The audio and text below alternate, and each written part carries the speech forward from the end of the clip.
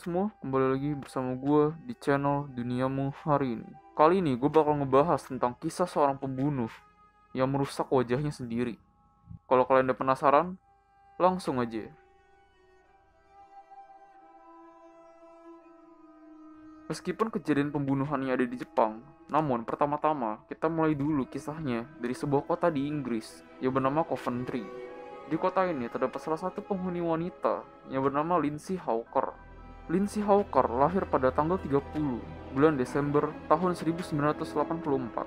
Lindsay merupakan anak dari pasangan Bill dan Julia Hawker. Ia juga memiliki dua saudara perempuan yang bernama Louise dan Lisa. Pada tahun 2006, ia memutuskan untuk menjadi guru bahasa Inggris di salah satu sekolah Jepang yang bernama Nova. Pada akhirnya, ia mulai memesan tiket pesawat dan pergi ke Jepang. Lindsay akhirnya mulai ditugaskan di salah satu kota di Jepang yang bernama Koiwa. Setelah dari Koiwa, akhirnya ia memutuskan untuk pindah ke sebuah kota yang bernama Chiba. Alasan Lindsay pindah ke kota Chiba karena harga menyewa kamar di sana lebih murah. Pada awalnya ia di Jepang, sebenarnya ia tidak mengalami masalah apapun. Ia awalnya senang-senang aja. Namun, selang 6 bulan kemudian, ia mengalami hal yang cukup mengganggunya. Pada hari itu, ia telah selesai bekerja dan ingin ke stasiun Chiba dengan menaiki sepeda. Nah, pada saat Lindsay sedang membuka kunci sepedanya, secara tiba-tiba terdapat seorang laki-laki yang datang dari belakangnya. Pada saat Lindsay menengok ke belakang, laki-laki tersebut menyapanya dan mengatakan kalau Lindsay adalah guru bahasa Inggrisnya. Lindsay yang mendengar pernyataan itu pun kebingungan dan mengatakan kalau ia ingat betul kalau laki-laki tersebut bukan muridnya. Lindsay pun langsung menaiki sepedanya dan meninggalkan lelaki tersebut. Namun yang seremnya nih, lelaki tersebut tetap mengikuti Lindsay. Pria tersebut yang bernama Tatsuya Ichihashi masih mengikuti Lindsay sampai ke apartemennya. Tatsuya sekali lagi menghampiri Lindsay dan memohon kepadanya untuk menjadi guru bahasa Inggrisnya. Sekedar info aja, mereka ini bertemu masih di luar apartemen, jadi belum masuk gitulah, masih di luarnya. Lindsay yang mendengar permintaan Tatsuya menolaknya dengan sopan dan mengatakan kalau ia cukup sibuk. Pada akhirnya Tatsuya mengajukan sekali lagi permintaannya, namun kali ini permintaannya tersebut cukup aneh. Ia mengatakan kepada Lindsay kalau ia cukup lelah mengejarnya terus-terusan dan ingin meminta air. Lindsay sebenarnya pada awalnya tuh merasa gak nyaman. Namun pada akhirnya ia mengiyakan dan mengajak Tatsuya untuk masuk ke apartemennya. Di apartemennya, Lindsay mempunyai dua teman sekamar.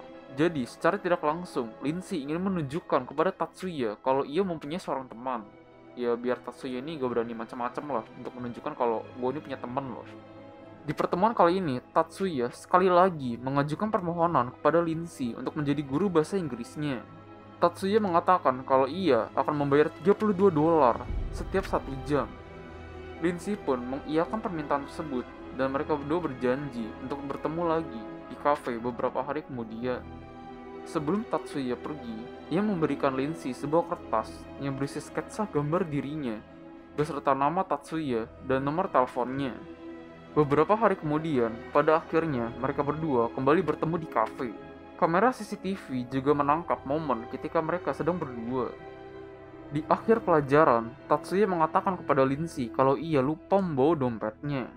Tatsuya mengatakan kalau ia tinggal di apartemen yang tak jauh dari sini dan mengatakan kepada Lindsay untuk ikut dengannya dan mengambil uangnya di sana. Mereka berdua pun akhirnya setuju dan menaiki sebuah taksi. Nah, pada saat mereka berdua ini sudah sampai ke tempat tujuan, Lindsay meminta kepada supir taksi untuk menunggunya. Beberapa menit sudah berlalu, namun Lindsay masih juga belum menampakkan dirinya. Sang sopir taksi awalnya kebingungan, namun akhirnya berpikir kalau mungkin Lindsay sedang mengubah rencananya. Sang sopir taksi pun akhirnya meninggalkan mereka berdua. Teman sekamar Lindsay pada akhirnya mulai merasa khawatir karena Lindsay belum juga pulang ke apartemennya. Mereka melaporkan hal ini kepada polisi atas hilangnya Lindsay. Selang 2 hari kemudian, teman-teman Lindsay mulai kembali ke Inggris dan mulai merasa khawatir di sana. Pihak sekolah juga mengatakan kalau Lindsay tidak masuk kerja selama 2 hari. Pihak keluarga Lindsay mulai melaporkan kejadian ini kepada polisi. Pada akhirnya, kepolisian Jepang mulai menanggapi kasus ini secara serius. Polisi mulai mendapatkan rekaman CCTV kafe dan juga gambar sketsa. Itu merupakan clue pertama yang didapatkan polisi. Dari sini, polisi mulai mencurigai Tatsuya sebagai salah satu pelaku penculikan. Sekitar pukul 5:40, dua anggota polisi mulai mendatangi apartemen Tatsuya. Pada saat polisi mulai mengetuk pintunya, tidak ada jawaban dari siapapun. Kedua polisi tersebut pada akhirnya menelpon untuk meminta bantuan. Mereka takut kalau Lindsay sedang disekap dan dijadikan sandera di sana. 1 jam kemudian, 7 anggota polisi lainnya datang. Selang 3 jam kemudian, 9 anggota polisi lainnya ikut datang. Pada saat polisi sudah siap untuk mendobrak pintu Tatsuya, hal mengejutkan terjadi. Secara tiba-tiba, Tatsuya membuka pintu apartemennya. Karena Tatsuya panik melihat banyaknya polisi, ia pun langsung buru-buru kabur menerobos para polisi. Polisi berusaha untuk menangkapnya, namun gagal. Di hari itu juga, Tatsuya menghilang tanpa jejak. Di apartemen Tatsuya, polisi menemukan mayat Lindsay di sebuah bathtub. Mayat Lindsay ditemukan sudah tanpa busana dengan banyak luka memar. Diketahui Lindsay meninggal karena dicekik. Keesokan paginya, polisi mulai mengeluarkan banyak poster untuk menangkap Tatsuya. Wajahnya juga banyak terpampang di situs-situs dan mall. Meskipun polisi sudah berusaha semaksimal mungkin, Tatsuya tetap tidak berhasil ditemukan. Ia berhasil lolos dari polisi selama seminggu, sebulan, bahkan bertahun-tahun. Pihak dari keluarga Lindsay pun mulai merasa frustasi. Mereka sudah kehilangan keluarganya. Selain itu, pelakunya pun juga masih gak ketangkep, masih bebas gitu aja. Bahkan keluarga Lindsay menyebut kepolisian Jepang sudah mulai malas. Nah, alasan sebenarnya nih kenapa Tatsuya susah dicari, karena ternyata ia tinggal di sebuah bunker di pulau terpencil. Ia bahkan juga melakukan operasi plastik supaya orang-orang di sekitarnya tidak mengenalnya. Di tahap ini, polisi Jepang sudah hampir putus asa dalam menangkap Tatsuya. Pihak kepolisian bahkan menaikkan hadiah penangkapan yang tadi 1 juta yen menjadi 10 juta yen. Pihak kepolisian juga memberitahu kepada masyarakat kalau mungkin saja Tatsuya melakukan operasi plastik. Usaha dari pihak kepolisian pun bisa dibilang berhasil, karena pada bulan Oktober tahun 2009, polisi mendapatkan telepon dari salah satu dokter operasi plastik yang mengatakan kalau ia pernah melakukan operasi plastik kepada Tatsuya. Dokter tersebut bahkan memiliki foto Tatsuya sebelum dan sesudah operasi plastik.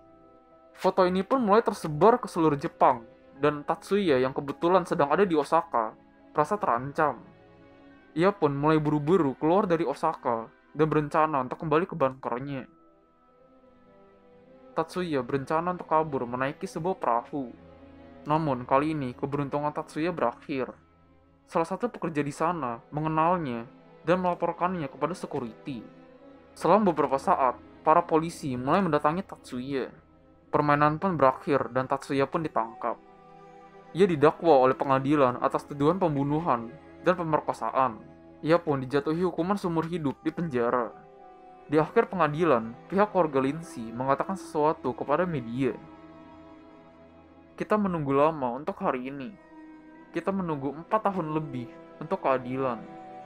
Lindsay sangat mencintai Jepang, namun kamu mengecewakannya. Ichihashi, kamu telah mengambil kehidupan yang berharga, menghancurkan seluruh keberadaan, dan mengambil kenangan tak terhitung dari kami. Itulah tadi kisah seorang pembunuh yang merusak wajahnya sendiri. Terima kasih telah menonton dan sampai berjumpa lagi.